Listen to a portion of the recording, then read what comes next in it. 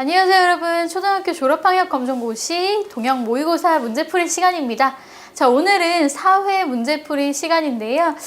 일전 1, 2, 3회까지 여러분들 복습까지 완벽하게 해놓으신 후에 4회를 다루시는 겁니다. 잊지 마시고요. 내가 본인들이 생소하게 느꼈던 문항들이 나왔었다. 그럼 한 번 더 체크하고 가시는 겁니다. 굳이 우리가 모의고사 문제만 풀고도 충분히 고득점이 가능할 텐데 모의고사 문제만으로도 뭐 긴가민가 하시는 분들이 계세요. 그런 분들은 1, 2, 3회에 생소한 문항들을 제대로 보지 못하신 겁니다. 제대로 보지 못했던 문제들, 여러분들이 생소하다고 생각되는 문제들은 반드시 짚고 넘어가셔야 되고요. 동영 모의고사의 경우에는 다른 기본서라던가 이런 문제집을 사용하지 않고 이 모의고사 문제풀이만으로 여러분들이 준비를 하시기 때문에 여러분들께서는 정말 꼼꼼하게 문제를 다루시고 시험장에 가셔야 됩니다. 아시겠죠? 자, 오늘도 역시 동영 모의고사 1번부터 20번까지 문항 다뤄보도록 하겠습니다. 자, 1번입니다. 표는 용수철에 추를 매달았을 때 용수철의 늘어난 길이를 나타낸 것이다. 기억에 들어갈 숫자로 알맞은 것은 단 추의 무게는 모두 동일하다라고 했네요. 모두 동일한 추를 가지고 실험을 했어요. 추의 개수를 1개, 2개, 3개로 늘려가면서 같은 용수철에 매달았네요. 그랬더니 1개를 매달았을 때에는 4cm가 늘어났는데 2개를 매달았을 때는 몰라요. 그런데 3개를 매달았을 때 12cm가 늘어났대요. 자, 1개를 매달았을 때 4cm, 3개를 매달았을 때 12cm라는 것은 1개씩 몇 cm를 늘렸다는 건가요? 이것을 3으로 나누시면 되겠죠. 3개를 매달았을 때 12cm이니까 1개씩 하면 그렇죠. 4cm씩 늘어났다고 보여지네요. 그런데 아까 전에 같은 추 1개를 용수철에 매달았을 때 4cm가 늘어났다고 했잖아요. 이때 4cm와 이때 4cm는 서로 같은 값이라고 보는 거죠. 그렇다면 추 1개가 용수철을 늘리는 길이는 4cm라고 볼 수가 있습니다. 그러면 추 2개가 용수철을 늘릴 때 몇 cm까지 늘릴 수 있을까요? 그렇죠. 이번엔 4cm씩 추가 2개가 들어갔다. 자, 몇 cm인가요? 그렇죠. 8cm가 늘어날 것이다. 정답은 4번이 되겠죠. 자, 이런 식으로 계산하시고요. 사실 추의 무게가 동일하다고 했기 때문에 추 1개의 용수철에 늘어난 길이가 4cm라면 2개는 3개를 매달았을 때를 보지 않더라도 정답이 바로 나오셔야 됩니다. 무게가 같은 추라고 했기 때문이죠. 자, 정답은 4번 8cm이고요.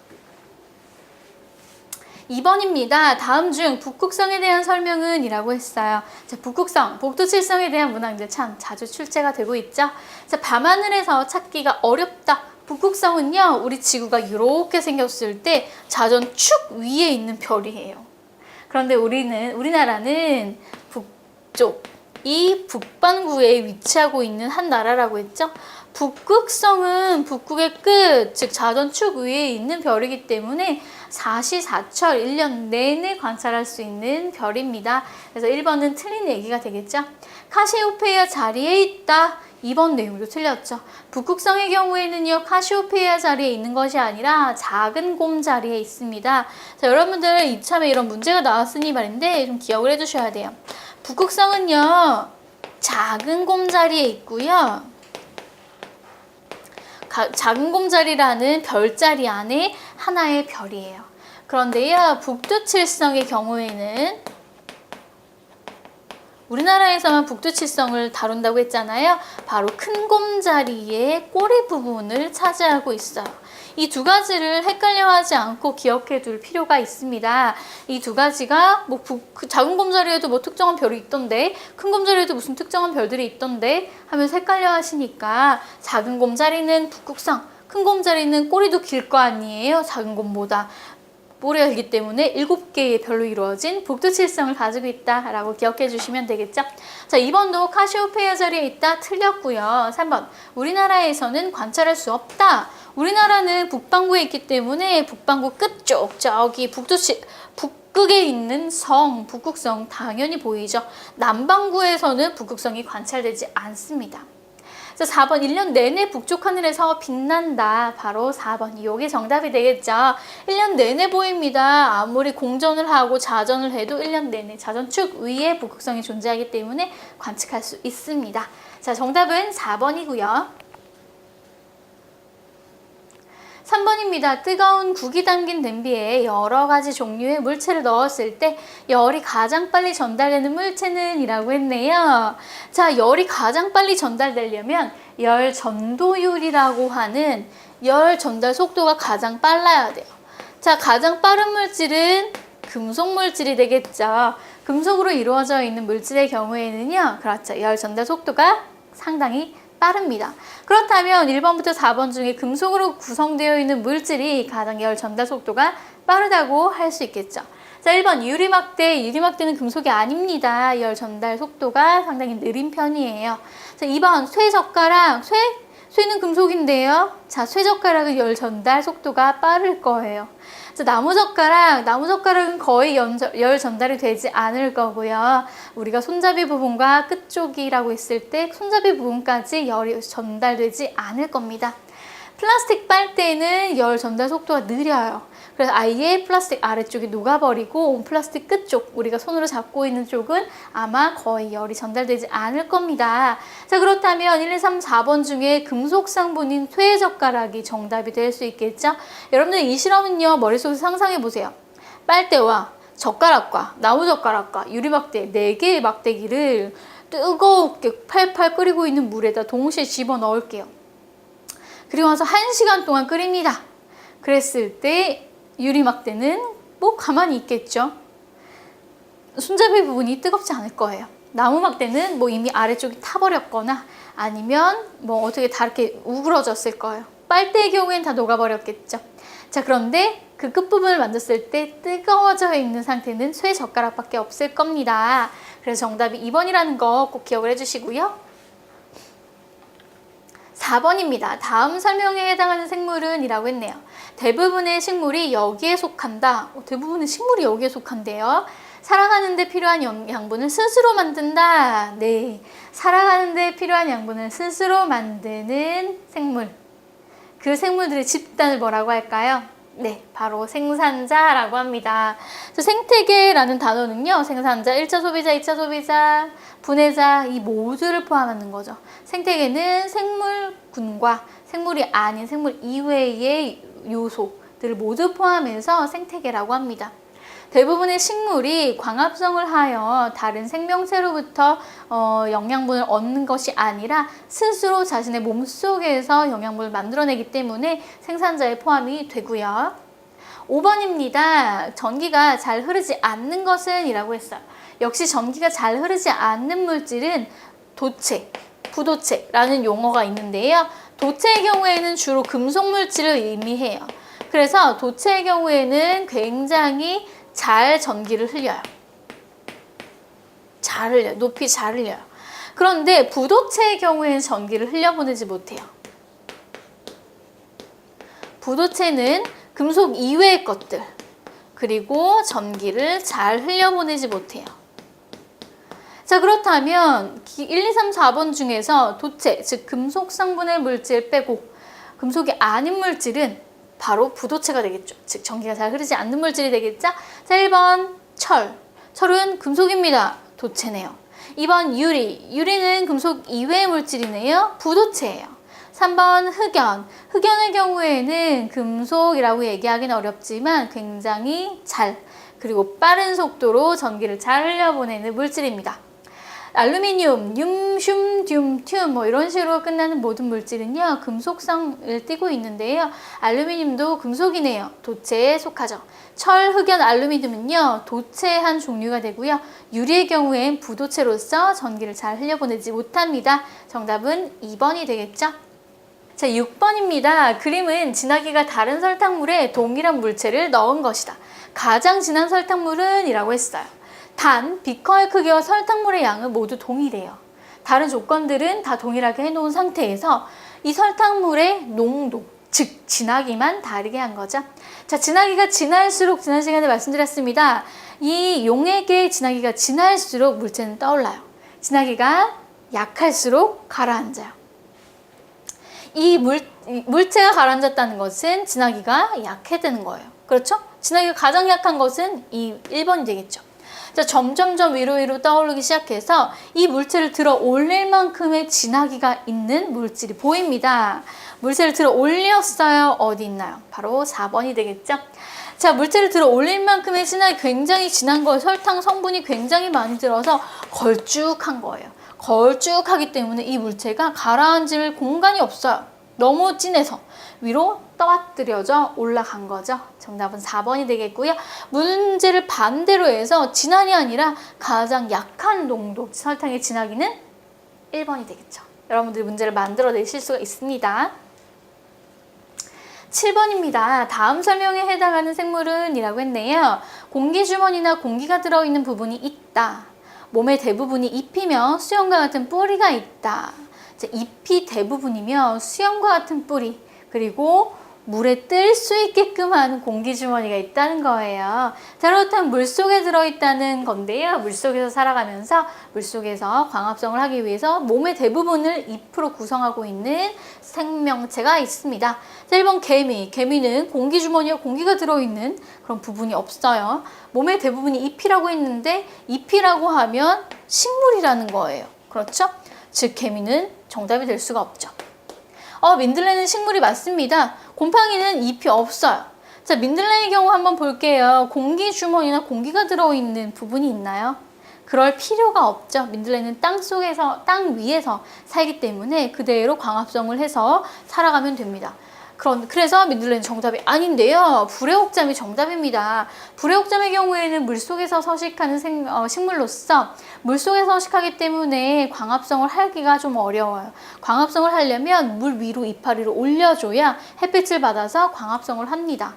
그러려면 불의옥잠과 같은 이 물속에서 사는 식물, 수생식물의 경우에는 공기주머니나 또는 공기가 들어있는 어떤 공간이 있어야겠죠. 즉, 불의옥잠의 경우에는 공기주머니를 크게 가지고 있습니다. 그래서 이렇게 도톰하게 안쪽에 텅 비어있는 도톰한 부위가 있어요. 그게 바로 불의옥잠의 한 구조가 되겠고요. 정답은 4번이 되겠죠. 자, 정답을 정확하게 모른다 하여도 이렇게 하나하나 지우다 보면 정답이 나옵니다. 여러분들이 아마 더 잘하실 것 같고요. 자, 8번입니다. 다음은 태양에서 가까운 거리 순서로 행성을 나열한 것이다. 기억에 알맞은 행성은 이라고 했네요. 자, 태양에서 가장 가까운 순서 한번 볼게요. 여기 태양이 있습니다. 우리 이거 기억해 주셔야 돼요. 태양부터 수, 금, 지, 화, 목, 토, 천, 해. 자, 이게 뭐예요, 선생님? 하는 분들 계시면 안 되죠? 자, 수성이 태양에서 가장 가까운 행성이고요. 그 다음 금성, 그 다음 우리의 지구, 화성, 목성, 토성, 해왕성, 천왕성이 먼저고요. 해왕성이 가장 뒤에 있어요. 자, 이게 바로 태양으로부터 가까이 있냐 멀리 있냐, 태양으로부터의 거리를 나타낸 그렇죠, 행성들이 됩니다. 자, 그렇다면 수성 다음에 누구인가요? 금성, 2번이 정답이죠. 지구, 화성 순서는 맞고요. 이렇게 해서 목성은 화성 뒤쪽에 있고요. 금성, 토성, 해왕성 모두 화성 뒤쪽에 존재하는 행성들임을 확인할 수가 있습니다. 9번입니다. 흙 속의 물을 흡수하는 뿌리의 작용은, 자, 뿌리의 작용 참 여러 개가 있는데요. 그 중에 흙 속의 물을 흡수한다고 합니다. 물을 흡수하는 작용, 흡수하는 작용. 자, 초등학교 졸업학력 검정고시에서는 문제 답이 있다라고 했습니다. 문제에 물을 흡수하는 뿌리의 작용이라고 했네요. 흡수작용이 되겠죠. 나머지 지지작용의 경우에는 지지하고 있는 거, 식물체를 단단하게 지지하고 있어요. 흡수하는 것에 대한 내용이 아니고요. 증산작용의 경우에는요, 뿌리의 기능이 아닙니다. 증산작용은 잎의 뒷면에서 일어나는 작용이고요. 즉 잎에서 일어나는 작용이지 뿌리에서 일어나는 작용이 아닙니다. 저장작용의 경우에는 역시 뿌리의 기능이 맞는데요. 양분을 저장하는 거예요. 잎에서 만들어 놓은 양분을 뿌리까지 가지고 내려와서 꼭꼭 보관해 놓는 그 저장작용, 당근이나 무와 같은 예가 있을 수 있고요. 하지만 저장을 해 놓는 거지 물을 흡수하는 것에 대한 내용이 아니기 때문에 정답은 아니겠죠. 10번입니다. 다음은 우리 몸에서 일어나는 소화의 과정을 순서대로 나열한 것이다. 기억에 알맞은 것은 이라고 했어요. 자, 소화의 과정이라고 하면 우리가 음식물을 섭취하는 것에서부터 나오는 항문으로 나오는 것까지를 의미하는데요.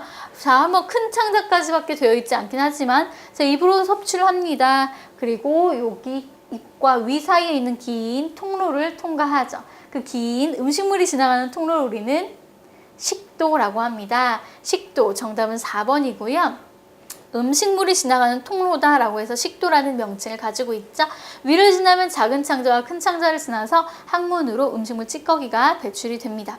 자, 폐의 경우에는 소화기관이 아닙니다. 지금 소화에 대한 기관들이 나열되어 있는데 폐는 호흡기관이지 소화기관이 아니에요. 자, 2번 심장의 경우에도 소화기관이 아닙니다. 심장의 경우에 혈관과 연결되어 있는 혈액을 온몸으로 순환시키는 순환기관이지 소화기관에 속하지 않고요. 콩팥의 경우에는 역시 소화물질, 음식물들이 지나가는 통로가 아니죠. 콩팥의 경우에는 그렇죠. 바로 배설기관의 한 종류가 됩니다. 정답은 4번이 되겠고요. 11번입니다. 다음 중 빛을 퍼뜨리는 성질을 이용한 물체는 이라고 했어요. 빛을 모으는 성질을 이용한 물체도 있고요. 빛을 퍼뜨리는 성질을 이용한 물체도 있어요. 한번 보도록 할게요. 먼저 우리가 거울을 가지고 설명을 하자면 빛을 퍼뜨리는 거울이 있어요. 빛을 퍼뜨리는 거울의 경우에는 바로 볼록 거울입니다. 보세요. 거울이 이렇게 있어요. 볼록하게 튀어나와 있는 거울인데요. 빛이 이렇게 들어오면 팅 맞고 반사돼서 튕겨져 나가요. 이렇게 퍼뜨리고 있는 걸 확인할 수가 있죠. 자, 거울의 경우에 빛을 모으는 경우도 있어요. 빛을 모으는 경우는 오목 거울이에요. 오목 거울의 경우에도 그림을 그려보면 이렇게 한쪽은 거울이니까 한쪽은 없고요. 오목해요.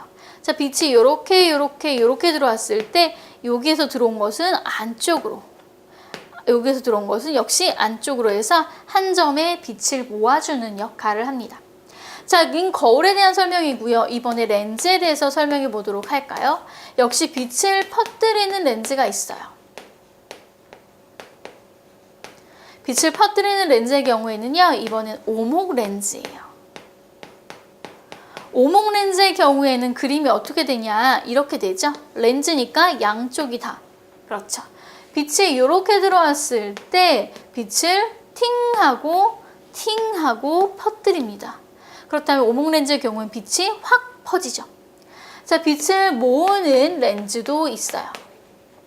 빛을 모으는 렌즈는 볼록 렌즈입니다. 볼록 렌즈의 경우에 여러분들 많이 사용해 보셨기 때문에 아실 건데요. 볼록 렌즈의 경우에는 양쪽이 볼록볼록해요. 역시 빛이 이쪽에서 일렬로 들어왔을 때 촥 꺾이고 직진하고 촥 꺾여서 한 점의 빛을 모으는 성질이 있어요. 자, 빛을 퍼뜨리는 성질을 이용한 물체는, 자, 빛을 퍼뜨린다 여기 있네요. 볼록 거울이거나 오목 렌즈거나예요. 자, 정답은 오목 렌즈 4번이 되겠죠? 자, 여러분의 거울과 렌즈에 대한 문제 이런 식으로 출제가 되고요. 전혀 관련 없는 물체들과 렌즈 또는 거울과 관련 있게끔 문제가 출제가 되어지고 있으니까 기억하시고요. 평면 거울의 경우에는요. 평면 거울 어떻게 되나요? 거울이 이렇게 평면이에요. 빛이 들어왔다 그대로 나와요. 빛이 들어왔다 그대로. 빛이 들어왔다 그대로 나오고요. 온도계는 빛을 퍼뜨리거나 모으거나 하는 기능을 하지 못해요. 용수철 또한 빛을 퍼뜨리거나 모으는 기능을 하지 못해요. 정답은 4번입니다. 12번 문제입니다. 다음 설명에 해당하는 것은 했어요. 자, 이런 문항들 여러분들 계속해서 다뤄지고 있는 거 아시죠? 실제로 초등학교 졸업학력 검정고시에서 이렇게 네모칸 안에 어떤 설명을 주고 그 다음에 그 단어를 써라, 찾아라 라고 하는 문항들이 종종 출제가 되고요. 더 쉽게 나오는 경우도 있어요. 이렇게 위에 아이의 문제에다가 정보를 주고 그 정보에 해당하는 용어를 찾아라 라고 하는 용어 문제가 있어요. 그래서 용어 문제 많이 출제가 된다는 거 여러분들 꼭 기억을 해주시고요. 12번 문제 한번 다시 볼게요. 탈물질, 산소, 발화점 이상의 온도 중 하나를 제거하는 것이다. 물을 뿌려서 이것을 할 수 있다. 이것이 무언데 물을 뿌려서 할 수 있다라고 정보를 줬어요. 그렇다면 밑에 4개의 단어들 중에서 어떤 것을 의미하는지 찾아보셔야 되겠죠? 자, 소화라는 것은 불을 끄는 행위를 얘기합니다. 그런데 탈물질, 산소, 발화점 이상의 온도 중에 하나를 제거하면 타지 않아요. 불이 붙지 않겠죠? 불이 꺼집니다. 불을 끄는 행위를 우리가 소화시킨다라고 얘기하는데요. 물을 뿌려서도 소화를 할 수가 있습니다. 이게 바로 정답이 되겠네요. 자, 연소의 경우엔 반대죠.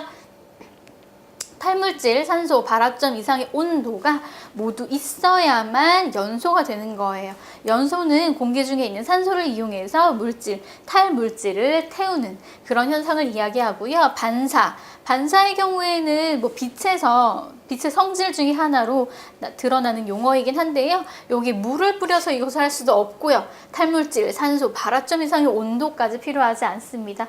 빛과 어떤 사물만 있으면 물체의 빛이 반사된다라고 표현할 수 있겠죠. 자, 분해의 경우에는요, 분해도 마찬가지예요. 여러 가지 용어로 사용할 수 있는데 탈물질이나 산소, 발화점 이상의 온도를 제거해서 분해시킬 수 있는 것은 없습니다. 거기에 물을 뿌려서 분해를 시킬 수 있는 것도 없겠죠. 정답은 정확하게 1번입니다. 자, 13번은 푸른색 리트머스 종이를 붉게 변화시키는 용액은이라고 했어요.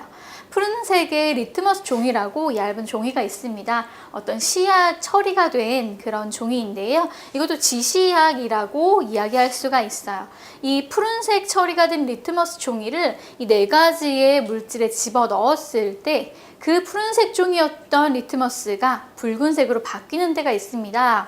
그런데 모든 용액에서 다 붉은색으로 바뀌는 게 아니라 특정한 성질을 가지고 있는 용액에서만 붉은색으로 바뀝니다. 바로 푸른색 리트머스 종이를 붉게 변화시킬 수 있는 어떠한 성질, 바로 그것은 산성이라는 성질입니다. 이 1번부터 4번까지 중에 산성이라는 성질을 띠고 있는 용액을 찾아내시면 정답이 될 텐데요. 비눗물, 암모니아, 수산화나트륨 용액 이 3가지는 대표적인 미끈미끈거리면서 쓴맛을 나타내는 대표적인 염기성 물질이 되겠죠.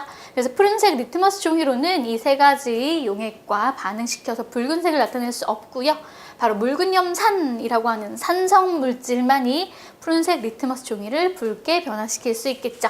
정답은 그래서 3번이고요. 여러분들 13번 문항의 경우에는 염기성 물질의 종류와 산성 물질의 종류를 비교해서 딱 구별해 놓으셔야 됩니다. 이거는 좀 외우는 유형의 문항이기 때문에 여러분들 좀 꼭 주의해 주시고요. 산자로 끝나는 대부분의 용액은 다 산성 물질이 될 거예요. 기억해 두시고요. 14번입니다. 다음 2가지 현상의 공통점은 이라고 했네요. 2가지 현상 한번 읽어볼까요? 수증기가 풀잎에 물방울로 맺히는 현상. 자, 첫 번째는 수증기가 물방울로 바뀌는 현상을 얘기하고요. 두 번째도 볼게요. 수증기가 물방울 상태로 집 표면 가까이에 떠 있는 현상. 자, 역시 수증기가 물방울로 변한 현상을 이야기하죠. 이 2가지 현상 모두 다 수증기 상태인 기체 상태인 수증기가 액체 상태인 물방울로 변화된 현상을 이야기하고 있습니다. 그렇다면 우리가 수증기가 액체 상태인 물방울로 바뀐다. 자, 이 현상 뭐라고 했죠? 그렇죠. 응결입니다. 응결이란 용어가 굉장히 중요하고 자주 문제에 출제되어 왔기 지금까지 그렇게 되어 왔기 때문에 여러분들께서 수증기가 물방울로 변하는 현상에 대한 예시들을 많이 기억하고 계셔야 됩니다. 그래서 매회 제가 응결이라는 정답을 가지는 문항들을 많이 출제하고 있어요. 여러분들 많이 다뤄보시고 유사한 유형의 문제가 나오면 무조건 맞추셔야 됩니다. 15번입니다. 전자석에 대한 설명은 이라고 했어요. 4개의 설명 중에서 전자석을 설명하고 있는 내용이 있나 보죠. 자, 1번부터 볼게요. N극만 가지고 있다.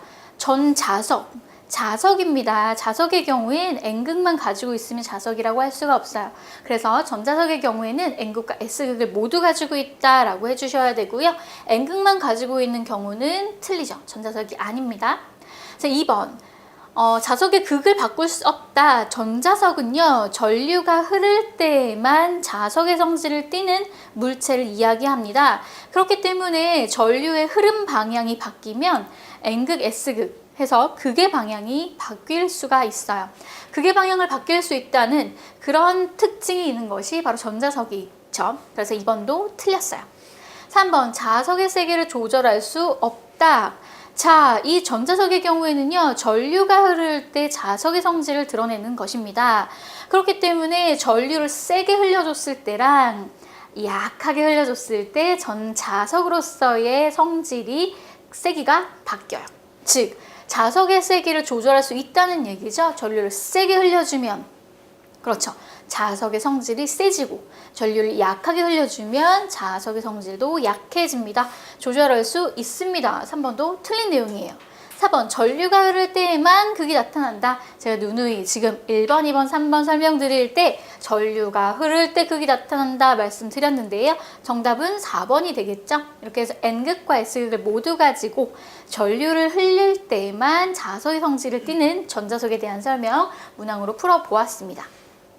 자, 16번이에요. 다음 설명에 해당하는 생물은, 생물체에 대한 문항도 반드시 출제된다라고 여러분들 생각하시고 문제를 다루어 보셔야 합니다. 자연에서 죽은 생물의 사체를 분해한다. 된장과 치즈를 만드는 데 도움을 주기도 한다. 자, 자연에서 죽은 생물의 사체가 있을 때 그 사체를 갉아 먹으면서 아주 작은 분자로 분해해주는 기능을 하는 분해자로서의 생물체가 있습니다. 그 생물체는 주로 곰팡이나 세균류를 이야기하는데요. 두 번째, 된장과 치즈를 만드는 데 도움을 주는 생명체는 특히나 된장, 우리 효모균이라고 하는 곰팡이과가 있겠죠. 곰팡이가 대표적인 그 예가 될 거고요. 자, 1번, 2번, 3번, 4번 중에서 곰팡이는 2번이 있네요. 봉숭아의 경우에는 식물로서 분해자가 아니라 생산자로서 역할을 하고요. 사마귀나 호랑이의 경우에는 2차, 3차, 4차 소비자로서 그 기능을 하기 때문에 분해자의 역할은 하지 못합니다. 자, 17번입니다. 전구에 불이 켜지는 경우는 이라고 했어요. 자, 1번, 2번, 3번, 4번의 그림은요, 바로 전기 회로도를 그림으로 나타내고 있는 거예요. 자, 여러분들께서 이 17번을 해결하기 위해서 무엇을 알아두셔야 되느냐? 바로 전기 회로도를 구성하고 있는 각각의 전기 기호를 기억해 주셔야 됩니다. 자, 1번부터 전기 기호 가도록 할게요. 1번에 있는 맨 위에 요 모양의 기호는요, 바로 전구를 나타내는 기호가 되겠죠. 전구에 불이 켜져야 되는데 전구라는 기호가 없으면 정답이 아니겠죠. 자, 이것은 전구의 기호를 의미하고요. 자, 이것은 스위치입니다. 스위치의 기호를 의미하는 게 이렇게 생겼는데요. 스위치가 닫혀 있을 때에는 이 양쪽에 있는 동그라미 표시가 연결이 되어 있고요. 스위치가 열려 있을 때, 닫혀 있지 않을 때에는 이 양쪽의 동그라미가 모두 연결되어 있지 않습니다. 한쪽만 연결되고 열려 있다고 보셔야겠죠? 자, 그 다음에 이렇게 생긴 것, 짧은 것과 얇은 긴 것이 나란하게 있는 것은 전지를 의미합니다. 그래서 전구에 불이 켜지려면 에너지를 주는 전지가 있어야겠죠? 그래서 전구에 불이 켜지는 상황을 이야기했는데 전지가 빠져 있으면 역시 틀린 내용이 될 겁니다. 자, 그렇다면 1번부터 4번까지 한번 볼게요. 자, 전구도 있고 스위치가 닫혀 있는 상태로 전지까지 연결되어 있다면 1번, 전구에 불이 들어올까요? 들어오지 않을까요? 네, 바로 맞췄습니다. 1번은 들어오는 경우입니다. 자, 근데 1번이 정답이 되겠죠? 전구에 불이 들어오는 경우를 물어봤잖아요. 자, 2번, 3번, 4번은 왜 틀렸는지 확인해 보도록 할게요. 자, 2번에 보면 일단 V라고 표시되어 있는 이것은 전압계를 의미합니다. 전압계의 경우에는 이 전지의 세기가 얼마나 센지를 알아보고자 설치해 놓은 거고요. 여기에 그 수치를 읽으면 전압이 얼마인지를 알 수가 있어요. 자, 이건 스위치고요. 이건 전지인데 두 개나 연결되어 있고요. 그런데 문제는 전구가 존재하지 않아요. 전구가 없다면 전구에 불을 켤 수가 없겠죠. 2번은 틀렸네요. 자, 3번은 전구가 연결되어 있어요. 전지도 있고요. 그래서 가만히 보니까 불이 들어올 수도 있을 것 같은데 문제는 스위치가 열려 있네요. 스위치가 열려 있다면 전기 회로도의 전류가 흐르지 않습니다. 마치 콘센트에 그 전선을 연결해 두지 않는 경우를 생각하시면 돼요. 그래서 3번의 경우엔 전구에 불이 켜지지 않습니다. 4번도 보시면 자 이렇게 있는데요. 문제가 있어요. 다 전구와 스위치가 있는데 전지가 존재하지 않죠. 전지가 존재하지 않는다는 것은 당연히 전류가 흐르지 않는다는 얘기예요. 이렇게 연결해 놨을 때에는 아무런 의미가 없어요. 에너지가 존재하지 않기 때문이죠. 정답은 1번이 되겠습니다. 18번입니다. 지구의 자전에 대한 설명으로 알맞은 것은 했네요. 자, 지구의 자전이라는 것은 지구의 자전축을 중심으로 스스로 반시계 방향으로 돌고 있는 현상을 이야기하는데요. 자, 1번부터 한번 볼게요. 지구가 남쪽에서 북쪽으로 회전한다? 지구는요, 동쪽에서 서쪽으로 회전합니다. 절대 남쪽에서 북쪽으로 회전하지 않습니다. 서쪽에서 동쪽으로 회전합니다, 여러분. 남쪽에서 북쪽으로 회전한다는 건 이렇게 회전한다는 거예요. 이렇게 굴러가진 않죠? 1번은 틀렸습니다. 자, 2번, 지구가 하루에 한 바퀴씩 스스로 회전하는 것이다. 지구가 하루에 한 바퀴씩 스스로 회전합니다. 하루가 지나면 지구가 한 바퀴 회전했다고 보시면 돼요. 자, 2번이 정답이 될 거고요. 3번, 지구가 한 달에 한 바퀴씩 회전하면서 모양이 변하는 것이다. 한 달에 한 바퀴씩이면 엄청 느릴 거고요. 한 달에 한 번씩 회전하는 지구는 없어요. 한 달에 한 번씩 회전하는 것은 지구를 중심으로 지구를 중심으로 달이 공전을 하는 주기가 한 달입니다. 자, 그리고 모양까지 변한대요. 3번은 정확하게 틀렸죠? 지구의 모양이 변한다면 지금처럼 둥그런 모양이 아닐 거예요. 4번, 지구가 1년에 한 바퀴씩 서쪽에서 동쪽으로 회전하는 것이다. 자, 지구가 서쪽에서 동쪽이라는 방향은 맞아요. 그런데요, 자전에 대한 설명이 아니죠. 자, 지구가 1년에 한 바퀴씩 무엇을 도느냐? 태양을 중심으로 한 바퀴 돌아요. 이것은 공전이죠. 그래서 공전과 자전에 대한 설명 잘 기억해 주셔야 돼요. 다시 한번 정리하면 자전은 이렇게 반시계 방향으로 지구가 돌고요. 바로 서쪽에서 동쪽으로 돈다라고 생각하시면 돼요. 그 다음에 이게 바로 자전이고요. 공전에 대한 설명을 그림으로 하자면 공전의 경우에는 태양이 존재해야 돼요. 가운데 태양을 중심으로 해서 지구가 이렇게 자전축을 그린 거예요. 이렇게 반시계 방향으로 돌고 있습니다. 이게 바로 공전이에요. 기억해 주시고요. 지구의 자전과 지구의 공전 서로 다르고요. 지구의 공전은 1년 동안 한 바퀴를 돕니다.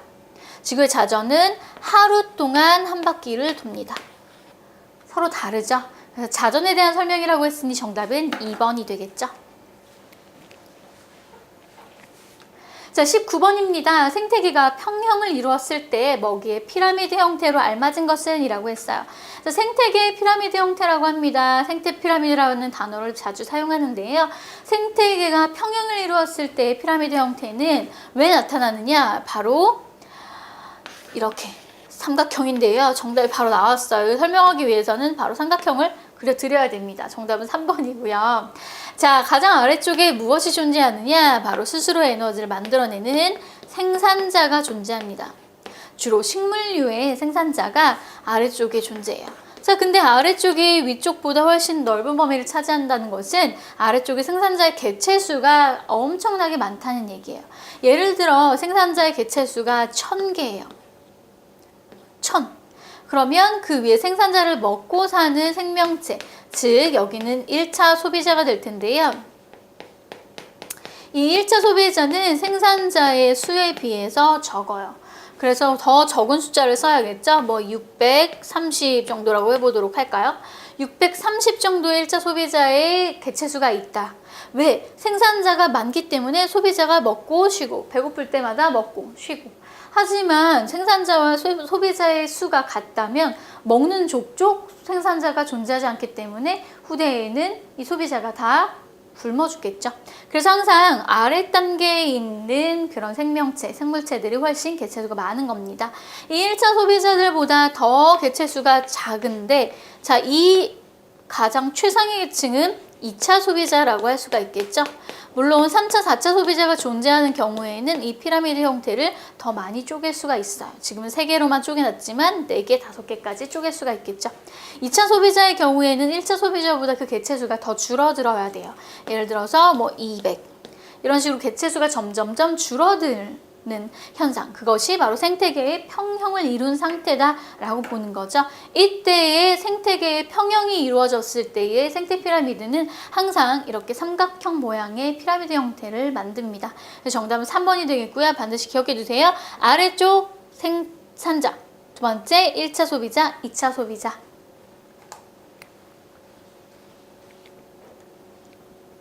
20번 문항입니다. 다음 중 나머지와 다른 방법으로 혼합물을 분리한 것은? 이라고 했어요. 자, 좁쌀과 강낭콩의 분리. 좁쌀과 강낭콩은요, 좁쌀은 크기가 작아요. 크기가 작은 것과 강낭콩은 크기가 대빵 커요. 요따만해요. 그래서 크기에 따라서, 또는 알갱이의 크기라고 얘기를 하겠죠. 더 정확하게. 알갱이의 크기에 따라서 분리할 수가 있습니다.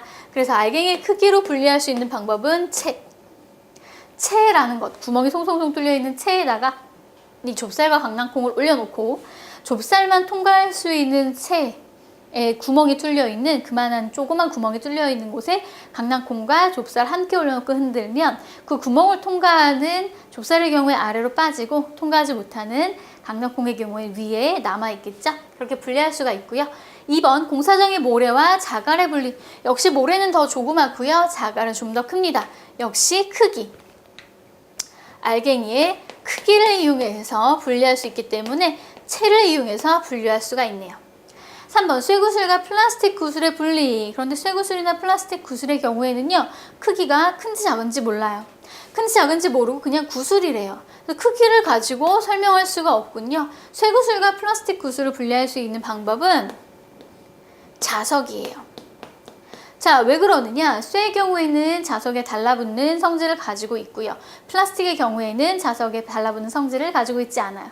그렇다면 쇠구슬을 자석에 의해서 다 분리해내고 남은 것은 플라스틱이겠죠. 이렇게 해서 자석을 이용해서 분리할 수 있는 방법이 바로 3번이 되겠고요. 4번 크기가 작은 구슬과 큰 구슬 대놓고 얘기해줬죠. 자, 크기를 가지고 분리할 수 있습니다. 그렇다면 역시 체를 이용해서 분리할 수 있는 혼합물이 되겠죠. 자, 그렇다면 정답 몇 번인가요? 네, 3번입니다. 자, 이렇게 해서 혼합물의 분리 방법까지 여러분들이 모두 학습해 보셨는데요. 물리화학, 생물, 지구과학 각각 약 5에서 6문제 정도를 여러분들이 생각하시면 되겠어요. 그래서 20번 문항까지 여러분들 열심히 달려오셨는데요. 아마 여러분들 고득점 받으셨을 거라고 믿습니다. 다음 동양 모의고사 5회에서 여러분들 찾아뵙도록 하겠습니다. 수고하셨습니다.